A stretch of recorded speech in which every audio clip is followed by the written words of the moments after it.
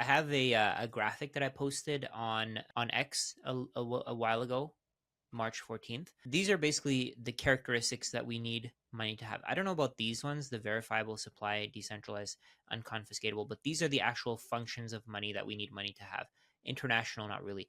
I think that would come into portable. So these characteristics, let's say this one, scarce, um, portable, durable, divisible, fungible, um, and I think there's one more. But essentially, what's happening here is that Bitcoin is the only asset that has all of these characteristics. Before this, in the real, like in the physical world, we had gold, which had most of them, but it wasn't easy to move around. It wasn't very divisible. Think about how hard it would be if you had a gold bar and you wanted to go to a coffee shop. How hard would it be for you to transact? It'd be extremely difficult Yeah. if we just had gold. So because gold was so difficult to use, because gold was so difficult to move around, because it was so difficult to uh, cut into smaller pieces. If you had to go to if you went to a coffee shop and you tried to pay with gold, what would you do? You'd take a scale with you, Yeah. like a Yep. extremely precise scale, because you want to make sure that you don't lose any value. Um, you'd have to take a chisel with you to knock some gold off the bar. Like, it would be crazy. Then they'd have to have really expensive material or really expensive equipment to actually test that gold, and then they'd have to find the market value, and then they'd have to give you a little bit of a loss on that, because they have to take their own cut, and they have to all that stuff would have to be accounted for. So instead of going that route, instead of going the route of having to use gold to transact, we started using fiat. So fiat is a way for us to have a form of money that's essentially a layer on top of gold, and that layer is portable and it's divisible, and it can be used much more easily. Those are the main advantages that fiat has over gold, but fiat isn't scarce. That's the issue. That's the main issue here.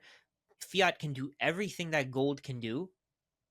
Obviously, it can't be used in industrial processes. It can't be, but I mean, as money, you can do everything with fiat that you can do with gold, but it's not scarce. So if you store it and you work hard and you do everything you can your entire life, there's this really great tweet where this guy he says people worked 40 years of their lives, and in 2 months the Fed printed like 50-60% of the money supply or something like that, and they just destroyed all of their purchasing power. That's the issue with fiat. I think what Bitcoin does is it combines all of the best features of gold, and it removes all of the bugs, which is mainly scarcity. It removes the scarcity. It removes the actually no. There's more bugs to fiat. Of course, it's not decentralized. It's confiscatable. Let's say, for example, Russia put their value into U.S. treasuries. They had $300 billion worth of treasuries, and the U.S. government sanctioned them, and they basically said your treasuries don't exist anymore, to stop them from invading Ukraine. I get it.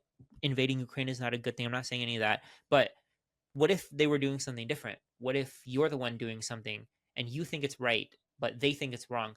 Are you going to have to tiptoe around the US government's feelings your entire life to do anything? Why is it that the US government, why is it that nobody can stop the US government from doing the same things? And again, I'm not being crazy here. I'm not trying to say to you that, oh, you should go against the US government. Not at all. What I'm saying here is that the US government shouldn't have power over how other people spend their money, how they save, how they do all of that. So Bitcoin takes away the things that don't work for the US dollar. It takes all of the things that do work for gold. It and it packages it up into a digital form of money. And I've heard people call it a battery of sorts, where you put your energy into it, it stores it very well, and you can use it to transact in the future. That's what value is. Value is when you, in the future, you want to transact with someone, they'll accept what you have of value for what they have of value.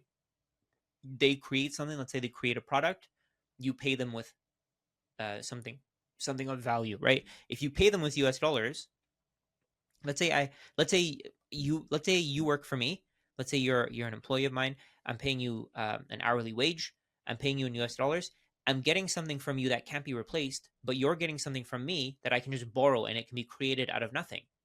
So as an employer, let's say I have a massive bank or I have a massive building, I have some assets, I can go to the bank and I can borrow more dollars. They can create more dollars out of thin air and I can pay you with those dollars. On the other hand, you only have one life. You have to give me your energy. You have to give me your time. I'm paying you with something that can be literally printed. I can go to the bank and they can create more for me while you're giving me something that you can't print. You only have one. You only have one life. You can only be at one place at a time. So if you're paying me with your time and I'm paying you with pieces of paper, you're getting screwed completely. Unless you convert that into something else, unless you convert it into, let's say, real estate, gold. In the past, that's what it was. Unless now you convert it into Bitcoin, you're getting screwed. You have to convert it into something that has all of these characteristics of money. Otherwise, there's something happening at some point where your value is being taken from you. So in the case of the US dollar, every time the US government prints more money, they're basically redistributing wealth from everybody who holds US dollars to themselves. They don't print money, they borrow money. Every time the Federal Reserve prints money, they're redistributing wealth from anybody who owns US dollars. Let's say somebody in Nigeria. I have a friend who lives in Nigeria. He used to hold US dollars. His family holds US dollars. People around him hold US dollars. So every time the US government borrows money and every time the Federal Reserve prints money to fund the US government's spending, the people in Nigeria who get no benefit from the US government spending are the ones footing the bill. That's because the US dollar is not scarce. So if we bring it all back, you asked why should people own? I think that's what your question was. Why should people own Bitcoin over everything else? It's because Bitcoin is the only thing that has all these characteristics. Nothing else has these characteristics. If we try to create something else with these characteristics, of course we can try. We have multiple altcoins that are trying to do that. The issue is that, I mean, number one, there's the network. Number two, the network effect, which is the users, like the savers in Bitcoin, the people who spend their Bitcoin, the people who accept their Bitcoin, the merchants, the miners. Who else is in the network? The people who run nodes. They're usually the people who save in Bitcoin. So you have that network, and it's growing and growing and growing. And I think the last step for this network to become really, really massive is the merchants. The merchants are the hardest part to get because you have to convince people to actually accept Bitcoin, and then you have to convince them to accept Bitcoin for the things that they create of value. The next unbelievable educational video here is going to blow your mind. Check that out here. However, if you want to take action on what you're learning, go check out our Bitcoin-only sponsors here below. Meanwhile, it's the first Bitcoin-denominated life insurance company absolutely flipping the game on its head. Then you have Crowd Health. Instead of the garbage healthcare fiat system that we use, get your funding of bills through a network of Bitcoiners, like-minded people, or Foundation, the only hardware wallets made in the USA, open source, privacy, sovereignty. Go check that out below.